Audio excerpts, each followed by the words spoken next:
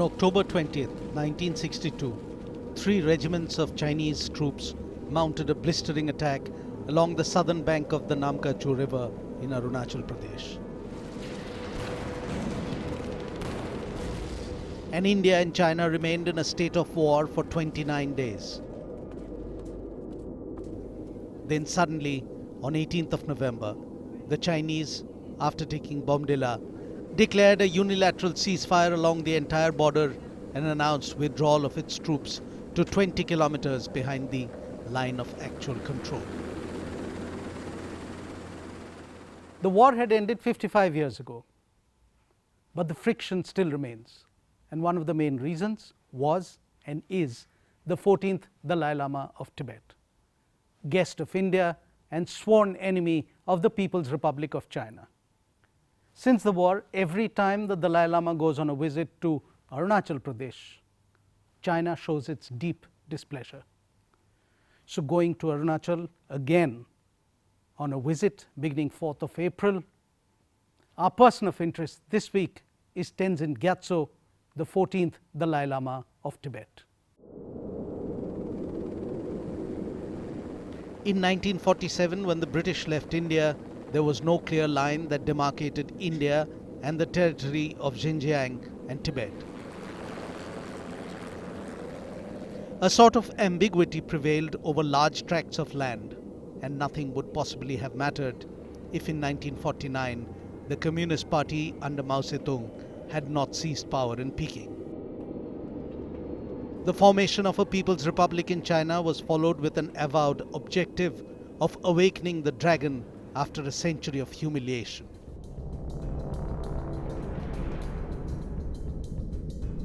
In October 1950, 80,000 soldiers of the People's Liberation Army marched into Tibet and declared it to be a part of China. By 1951, the Chinese army were camped in Lhasa, and a treaty had been signed which proclaimed that Tibet was a national autonomous region to be ruled by a Chinese commission with the Dalai Lama as a figurehead ruler.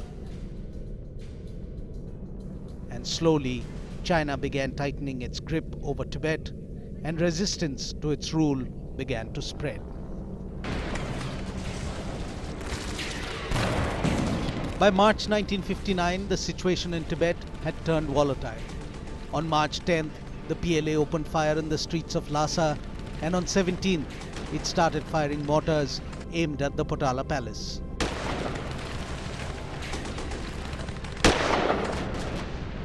After hours of indecision, on the suggestions of his advisors, the Dalai Lama fled Lhasa, disguised as an ordinary Tibetan soldier.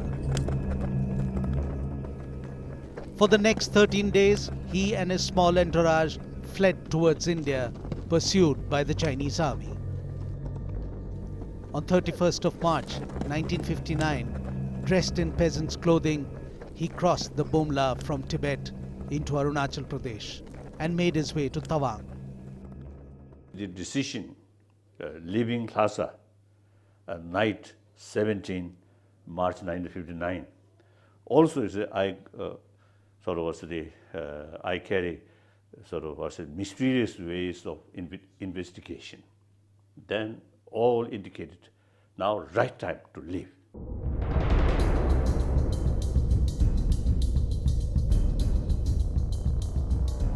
Two months and 6 days short of his 25th birthday, the Dalai Lama of Tibet had not just entered India, but also began his life in exile.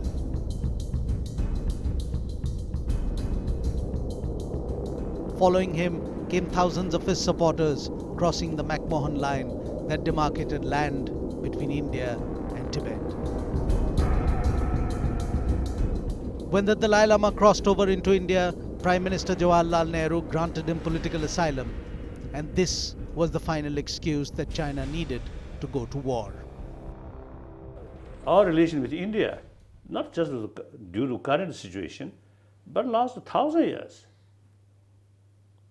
And millions of Indian public mind, they usually say, the pronunciation they say Tibet. Historically, very close mind, very closely in their mind. And after all, I usually say telling my Indian friend, Buddha, we are Buddhist, so follower of Buddha. So Buddha come from India. The Lord Shivaji, his permanent residence is inside Tibet. So from that viewpoint, Lord Shivaji is Tibetan Lord. Okay. So we have very special connection, very special connection. Then I always mention, you see, my brain, every part of my brain fulfilled by knowledge and thought. It's true. And then this body, which is survived by Indian Dal's rise. So we have special relations. From the time the Dalai Lama set foot in India to his upcoming visit to Arunachal Pradesh, it has been a long journey for the Dalai Lama. In these intervening 58 years, there has been drastic change in everything that he represents and symbolizes.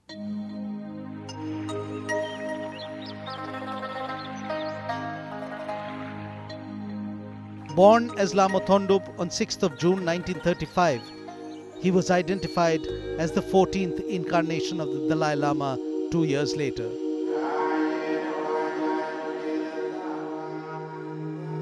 The child was moved to the holy city of Lhasa, the capital of Tibet. Traditional Tibetan society at that time was ruled by a Buddhist theocracy that was headed by the Dalai Lama, the senior-most monk in all of Tibet. In him was vested the religious as well as the political power of the country.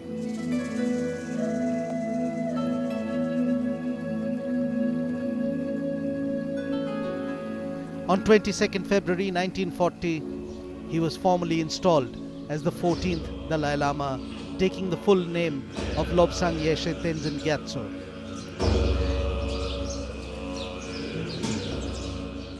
A life of austerity and strict scholarly pursuit began for the 5-year-old and his elder brother.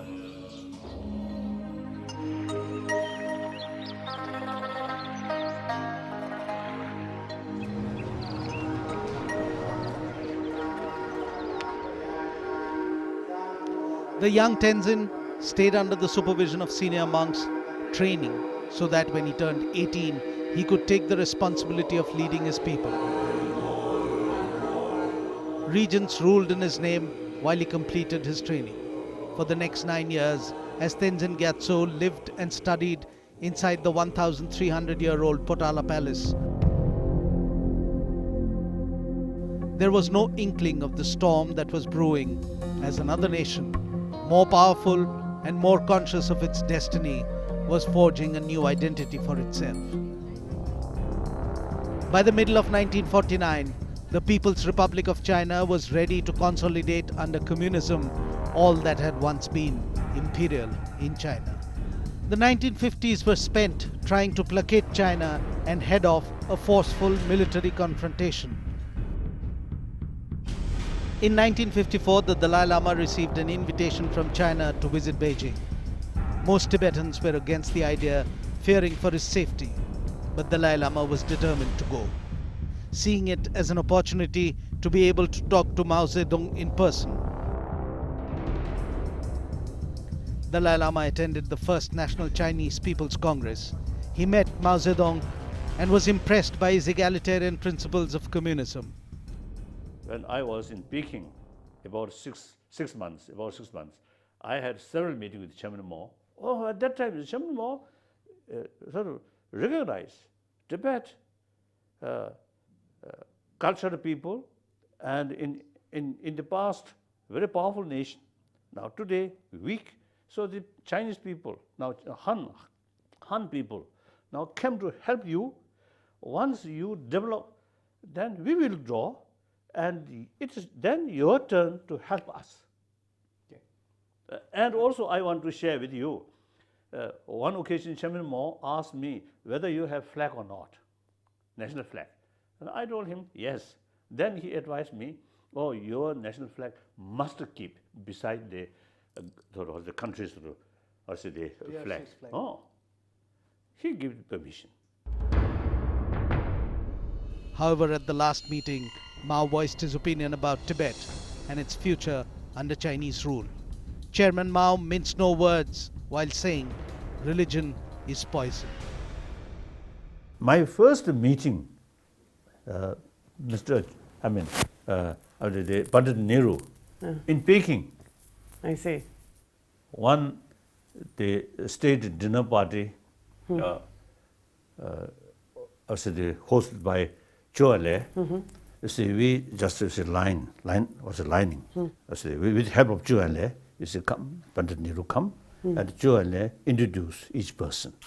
Then my side, my case, when Nehru, you see, reach here, Choale introduced this is Dalai Lama. Nehru, some kind of motionless, speechless, speakless. I feel a little bit embarrassed. Why? Then I really felt, I think, perhaps 20, 30 seconds, Pandit Nehru remembered, I felt he also reflect the, I think, Sardar Patel's sort of, what's the expression or warning.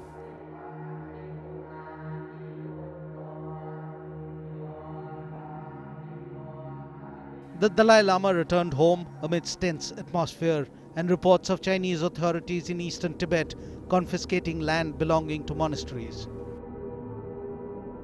By 1956, armed revolts broke out across Tibetan areas. With rising tensions in Tibet, the Dalai Lama traveled to India to attend a Buddhist conference, also considering seeking asylum. You had come to India in 1956 for the first Yes. time to attend the 2500th Yes. anniversary of the Buddha. And it is said, we've read in history books and stuff, that you did not want to go back at that time, but Yes. Jawaharlal Nehru and Chawanlai were there, and Pandit Nehru convinced you to go back. Yes. What did he say? Why did you go back? What made you? Several occasions or discussion. Then one discussion, actually at that time, Government of India is arranged my sort of, the place to stay, Hyderabad House. One day, the Prime Minister came to see me and carrying one copy of 17-point agreement. Okay. Then he personally, you see, showing me on this sort of cross, on this cross, you see, you should carry struggle within Tibet. Then of course, besides his advice, some other sort of my investigation also involved. Then finally, I decided to go back. Now, that really shows that decision is become very correct. That was a correct decision. If at that time I stay here, I think our position will be much weaker. In 1959, as violence increased in Tibet's eastern provinces and spread closer to the capital, fears emerged that the Chinese were planning to abduct or kill the Dalai Lama. It was then that he was advised to flee the country.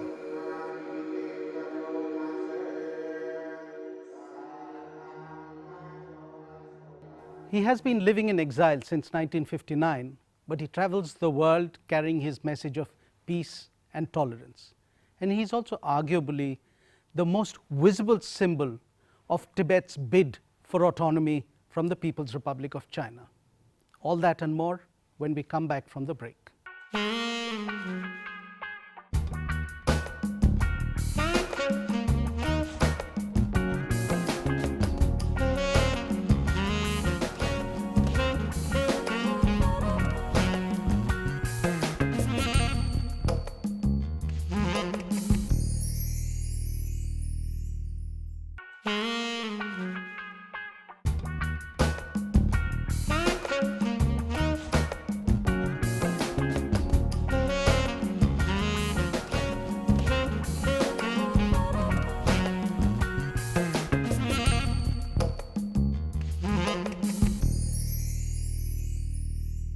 58 years after the original crossing, Tibetans still cross over into India.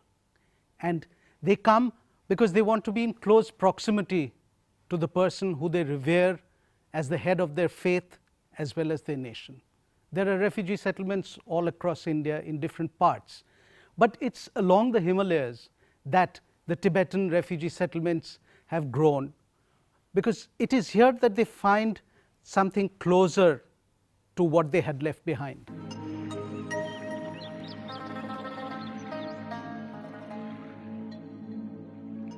The Dhauladhars rise up to 14,000 feet, and it provides the perfect backdrop for the nerve center of Tibetan existence in exile. Upper Dharamsala or McLeodganj provided the haven and seclusion that the Dalai Lama and his entourage needed.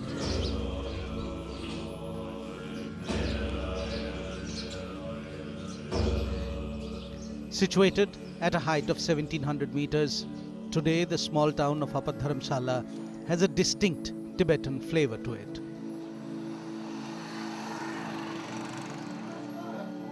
Almost erased is the legacy of the British, who set up the tiny hill station some 150 years ago.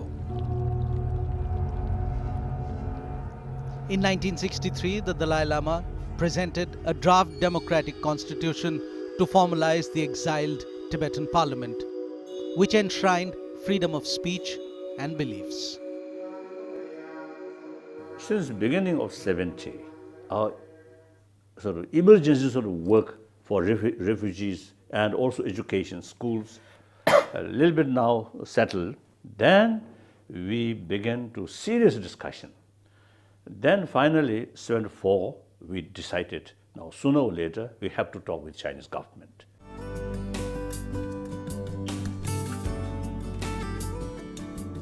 Unlike his predecessors, who confined themselves to Tibet, the 14th Dalai Lama travels the world, promoting the Tibetan cause with world leaders. Since his very first visit to the West in the early 1970s, his reputation as a scholar and a man of peace has grown steadily.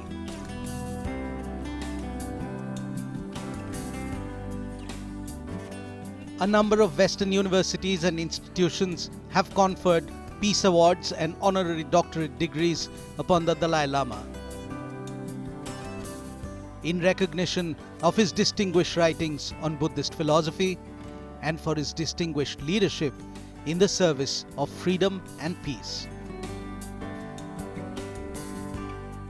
In 1989, the Dalai Lama was awarded the Nobel Peace Prize for consistently advocating non-violence in the face of extreme aggression.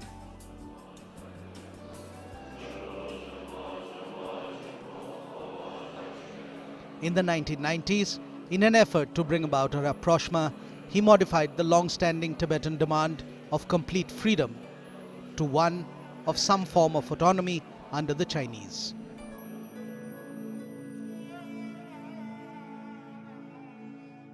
So the question of independence is out of question, not realistic.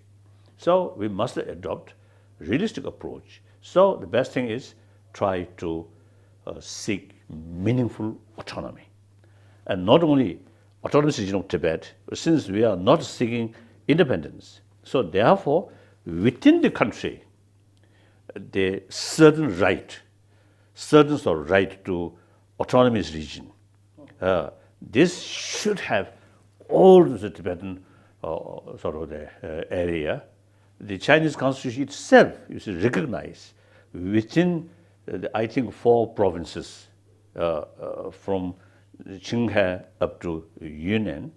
The constitution recognized Tibetan autonomous prefecture, autonomous county, autonomous also district, like that. The constitution itself is recognized as a Tibetan area. He's almost 82 years old now, and out of those 82 years, 6 decades has been spent in exile, and in all probability, he will never go back to the land of his birth.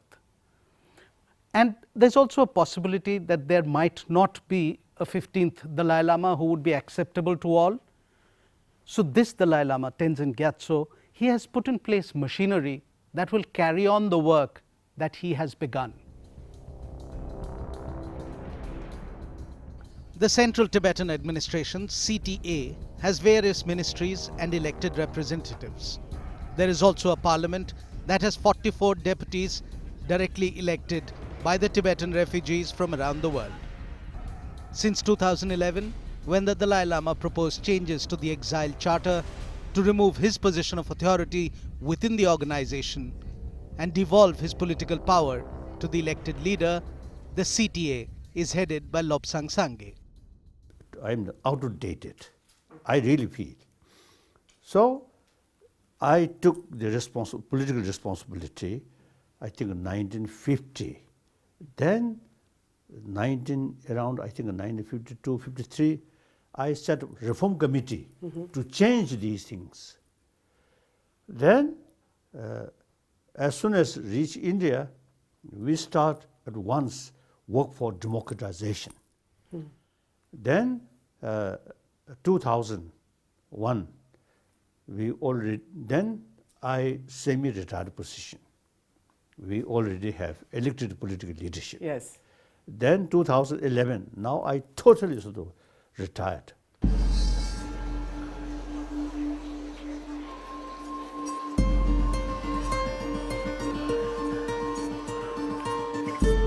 The Dalai Lama enjoys iconic status, and his charisma has been such that in the world capitals and to common people all over, he has become larger than the Tibetan cause.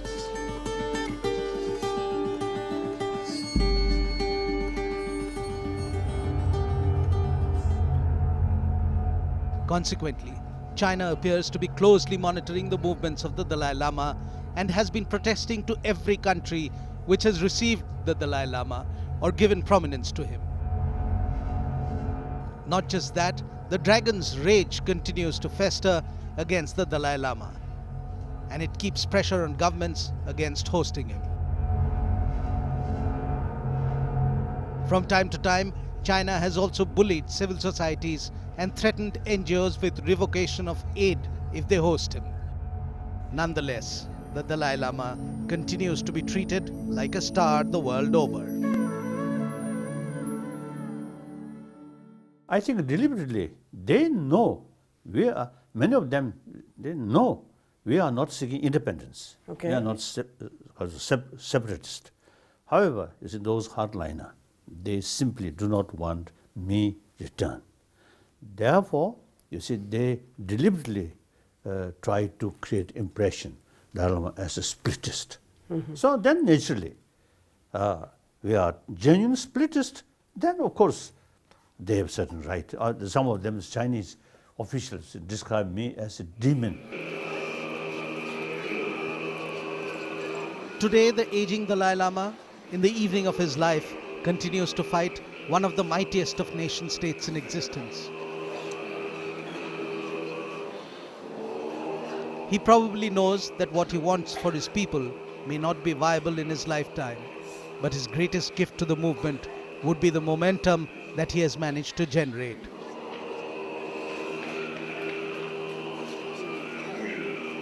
In recognition of his efforts, the world bestowed many an honor on the Dalai Lama. But beyond the Himalayas, in the land of his birth, carrying his photograph remains illegal. These Tibetan refugees, they are always dreaming third generation, fourth generation, but they're still dreaming of going back to the homeland, going back to the land of their forefathers. But for now, all that they can do is follow the Dalai Lama's path and keep the Tibetan culture alive till a final political settlement can be possibly reached between the People's Republic of China and the Tibetans under the leadership of the Dalai Lama. My dream, you see, indicated my sort of destination of my life, 113. But now I doubt. Now, you see, I feel more and more sort of feeling of tiredness. So now 80 years, and there also, as I mentioned, there is some kind of sort of a birthday sort of celebration, 80 years old. Now I'm looking forward to 90 years old, then perhaps 100-year-old, but then I doubt. I have not much concern about this institution or future Dalai Lama. As early as 69, my formal sort of statement, I mentioned the very institution of Dalai Lama should continue or not up to Tibetan people.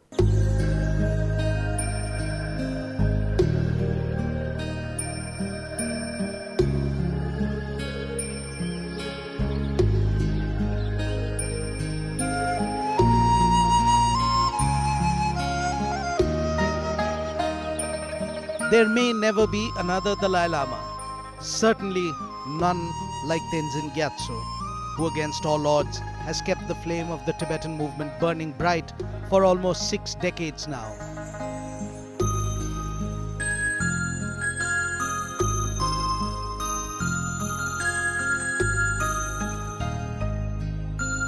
His immutable role as a focal point for the movement of a free Tibet has not seen him slow down even with age. And all through the 6 decades that he has been in exile, the Dalai Lama has remained determined to have a dialogue with Chinese authorities. Hopeful, and above all, he has remained peaceful.